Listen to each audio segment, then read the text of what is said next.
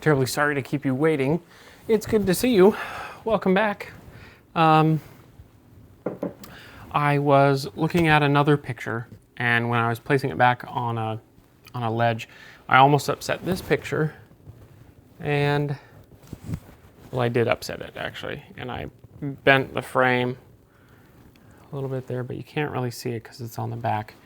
But this is a picture of, you might know who, but this is Saint Charles Borromeo.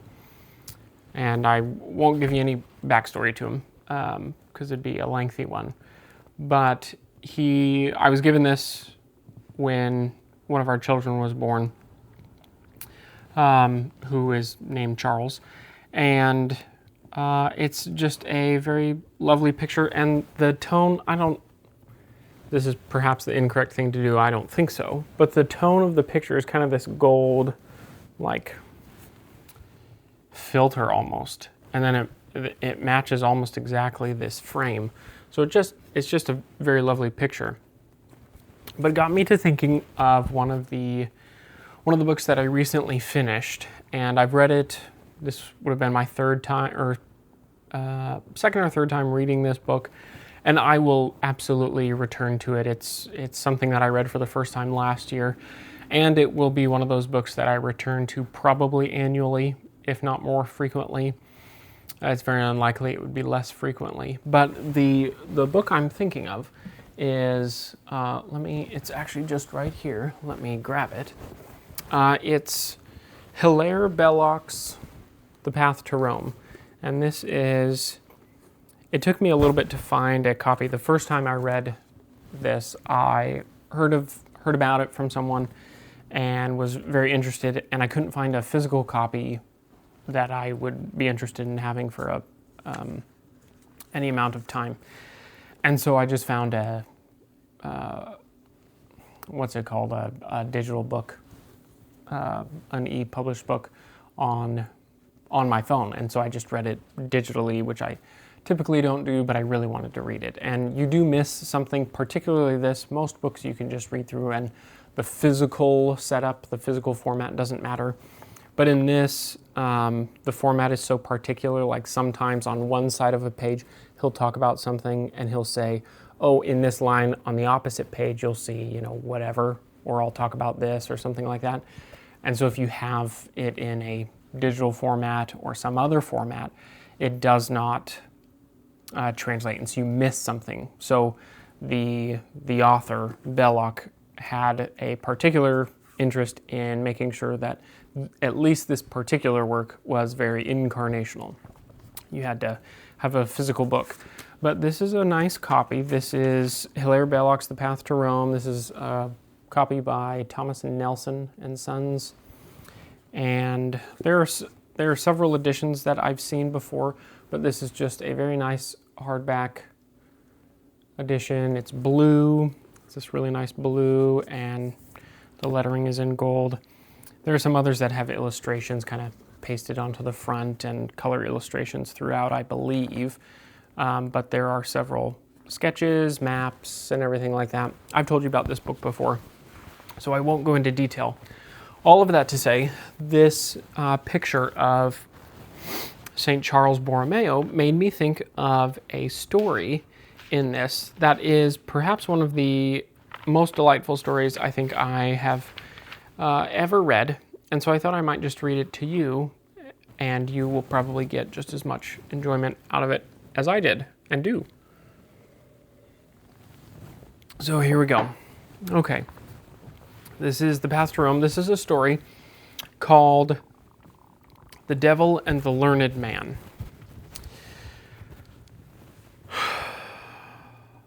Well, once there was a learned man who had a bargain with the devil that he should warn the devil's emissaries of all the good deeds done around him so that they could be upset. And he, in turn, was to have all those pleasant things of this life which the devil's allies usually get. To wit, a comfortable home, self-respect, good health, enough money for one's rank, and generally what is called a happy, useful life. Till midnight of All Halloween in the last year of the 19th century. So this learned man did all he was required, and daily would inform the messenger imps of the good being done or prepared in the neighborhood, and they would upset it, so that the place he lived in from a nice country town became a great center of industry, full of wealth and desirable family mansions and street property, and was called in hell Depot B. This is in parentheses. Depot A, you may guess at. But at last, toward the 15th of October, 1900, the learned man began to shake in his shoes and to dread the judgment. For, you see, he had not the comfortable ignorance of his kind, and was compelled to believe in the devil willy-nilly, and, as I say, he shook in his shoes. So he bethought him of a plan to cheat the devil, and the day before All Halloween, he cut a very small round hole in the floor of his study, just near the fireplace, right through down to the cellar. Then he got a number of things that do great harm, newspapers, legal documents, unpaid bills, and so forth, and made ready for action. Next morning, when the little imps came for orders as usual after prayers, he took them down into the cellar, pointing out the hole in the ceiling, and said to them, "My friends, this little hole is a mystery. It communicates, I believe, with the chapel, but I cannot find the exit. All I know is that some pious person or angel, or whatnot, desirous to do good, slips into it every day whatever he thinks may be a cause of evil in the neighborhood, hoping thus to destroy it." In proof of which statement, he showed them a scattered heap of newspapers on the floor of the cellar beneath the hole. "And the best thing you can do," he added, "is to stay here and take them away as fast as they come down and put them back into circulation again. Tut-tut!" He added, picking up a money-lender's threatening letter to a widow. "It is astonishing how these people interfere with the most sacred rights. Here is a letter actually stolen from the post. Pray see that it is delivered."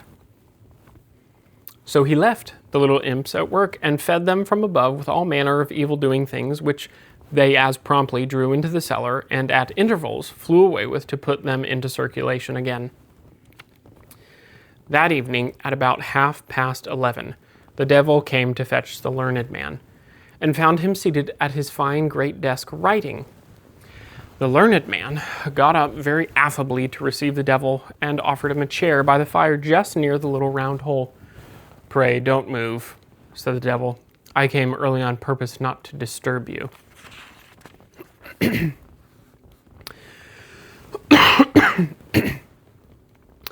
"You are very good," replied the learned man. "The fact is, I have to finish my report on Lady Grope's settlement among our poor in the bull ring. It is making some progress, but their condition is heartbreaking, my dear sir, heartbreaking." "I can well believe it," said the devil sadly and solemnly, leaning back in his chair and pressing his hands together like a roof. "The poor in our great towns, Sir Charles," for the learned man had been made a baronet. "The condition, I say, of the... Don't I feel a draft?" he added abruptly, for the devil can't bear drafts. "Why," said the learned man, as though ashamed, "just near your chair there is a little hole that I have done my best to fill up, but somehow it seems impossible to fill it. I don't know." The devil hates excuses, and is above all practical, so he just whipped the soul of a lawyer out of his side pocket, tied a knot in it to stiffen it, and shoved it into the hole. "There," said the devil contentedly. "If you had taken a piece of rag or whatnot, you might yourself... Hello!" He looked down and saw the hole still gaping, and he felt a furious draft coming up again. He wondered a little and then muttered, "It's a pity I have on my best things. I never dare crease them, and I have nothing in my pockets to speak of. Otherwise I might have brought something bigger."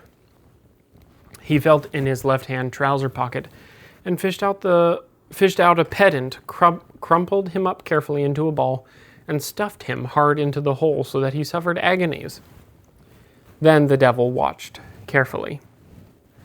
The soul of the pedant was at first tugged as if from below, then drawn slowly and finally shot off out of sight. "This is a most extraordinary thing," said the devil. "It is the draft. It is very strong between the joists," ventured the learned man. "Fiddlesticks ends," shouted the devil. "It is a trick, but I've never been caught yet, and I never will be." He clapped his hands, and a whole host of his followers poured in through the windows with mortgages, acts of parliament, legal decisions, declarations of war, charters to universities, patents for medicine, naturalization orders, shares in gold mines, specifications, prospectuses, water companies' reports, publishers' agreements, letters patent, freedoms of cities, and, in a word, all that the devil controls in the way of hole-stopping rubbish. And the devil, kneeling on the floor, stuffed them into the hole like a madman. But as fast as he stuffed, the little imps below, who had a number of their kind to aid also, pulled it through and carted it away. And the devil, like one possessed, lashed the floor with his tail, and his eyes glared like coals of fire, and sweat ran down his face, and he breathed hard and pushed every imaginable thing he had into the hole so swiftly that at last his documents and parchments looked like streaks and flashes. But the little loyal imps, not to be beaten, drew them through into the cellar as fast as machinery, and whirled them to their assistance. And all the poor lost souls who had been pressed into the service were groaning that their one holiday in the year was being filched from them, when just as the process was going on so fast that it roared like a printing machine in full blast, the clock in the hall struck 12. The devil suddenly stopped and stood up. "Out of my house," said the learned man. "Out of my house. I've had enough of you, and I've no time for fiddle-faddle. It's past 12, and I've won." The devil, though still panting, smiled a diabolical smile, and pulling out his repeater, which he had taken as a perquisite from the body of a member of Parliament, said, "I suppose you keep Greenwich time?" "Certainly," said Sir Charles. "Well," said the devil, "so much the worse for you to live in Suffolk. You're 4 minutes fast, so I'll trouble you to come along with me, and I warn you that any words you now say may be used against..." At this point, the learned man's patron saint, who thought things had gone far enough, materialized himself and coughed gently. They both looked round, and there was St. Charles sitting in the easy chair. "So far," said the saint to the devil suavely, "so far from being 4 minutes too early, you are exactly a year too late." On saying this, the saint smiled a genial, priestly smile, folded his hands, twiddled his thumbs slowly round and round, and gazed in a fatherly way at the devil. "What do you mean?" shouted the devil. "What I say," said St. Charles calmly, 1900 is not the last year of the 19th century. It is the first year of the 20th. "Oh," sneered the devil, "are you an anti-vaccinationist as well? Now look here." And he began counting on his fingers. "Supposing in the year 1 BC, "I never argue," said St. Charles. "Well, all I know is," answered the devil with some heat, "that in this matter, as in most others, thank the Lord, I have on my side all the historians and all the scientists, all the universities, all the..." "And I," interrupted St. Charles, waving his hand like a gentleman, he is a Borromeo, "I have the Pope." At this, the devil gave a great howl and disappeared in a clap of thunder, and was never seen again till his recent appearance at Brighton. So the learned man was saved, but hardly, for he had to spend 500 years in purgatory, catechizing such heretics and pagans as got there, and instructing them in the true faith, and with the more muscular, he passed a naughty time. Anyway, hilarious story. It's so funny. There's so much build-up, and then at the end, it totally pays off. I remember the first time I read that. I think I read it 3 or 4 times, just in sequence. So, anyway, I'm glad you were waiting here, and you could stop by and listen to that delightful story. It's a little silly. What is that? What is that phrase? The angels can fly because they take themselves lightly. I think there's something about humor that's good and wholesome. And anyway, so I hope you enjoyed that. It was good to see you again. We'll see you next time. Until then, bye.